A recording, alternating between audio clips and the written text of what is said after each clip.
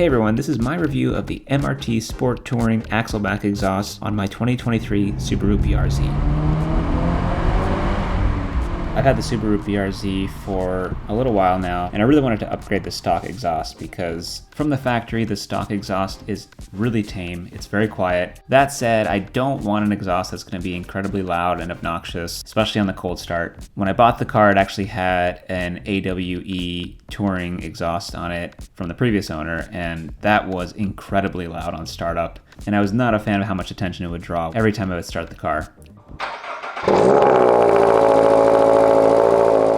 I'm looking for something that is going to be louder than stock, not so loud that it's going to bother my neighbors, and not damaging to my ears or to the ears of my son, who rides in the BRZ to go to school almost every morning. And the other thing I want to avoid is any kind of drone or unpleasant frequencies at any RPM. So when I saw the review of the MRT Touring Axleback exhaust from TheTopher on his channel, it seemed like it'd be a perfect option for me. An OEM plus sound, a little bit louder than stock, and according to TheTopher from his review, zero drone. Zero drone anywhere in the rev range from this system. Again, zero drone. Zero drone from this system. So once it was installed, how does it sound? Here's how the stock exhaust sounds on a cold start.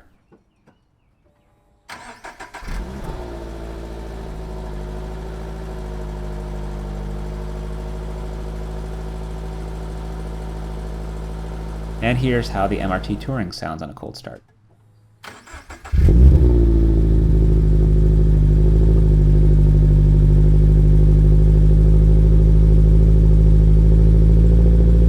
Here's how the stock exhaust sounds with some light revs.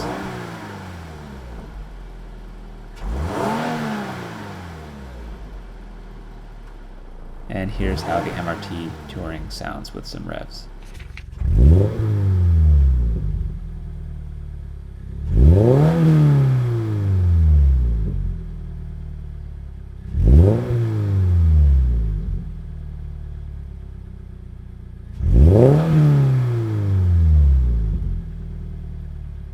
So overall, I think it sounds great outside the car.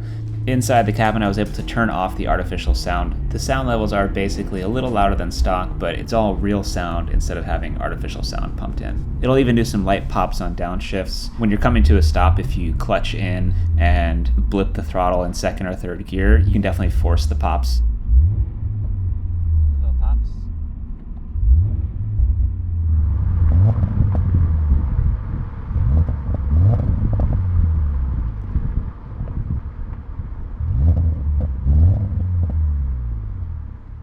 The biggest thing I wanted to avoid with an aftermarket exhaust was drone. So the question is, does this exhaust drone? And despite all of Topher's claims in his video, I actually think this exhaust drones quite a bit. There's a specific rev range right around 2,000 to 3,000 RPM where the exhaust gets very bassy and very boomy. And personally, I think it's actually quite unpleasant.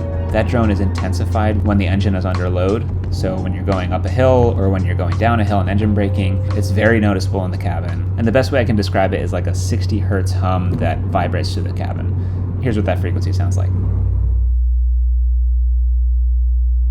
Now this was pretty confusing to me considering the rave review that Topher gave in his video where he claimed there was zero drone, but after posting about this on several forums, it seems like there are a lot of people who have had the similar experience with this exhaust.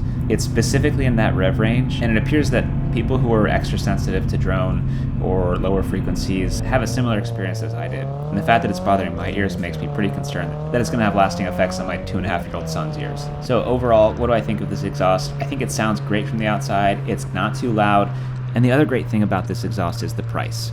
Right now it's on sale for $539, which is pretty reasonable. But the biggest issue is the drone, and honestly, I'm probably going to go back to stock for a little bit until I find something different. I'm considering the HKS Lego Max Premium Axleback exhaust. That exhaust seems to be pretty well reviewed by people who are sensitive to drone. And I'm also considering a valved exhaust, something that can be about as quiet as stock when it's closed and super loud when it's open. But if you aren't sensitive to drone, then this exhaust might be perfect for you. Plenty of people have it and love it. I might just be in the minority of people who thinks the drone's a bit too much.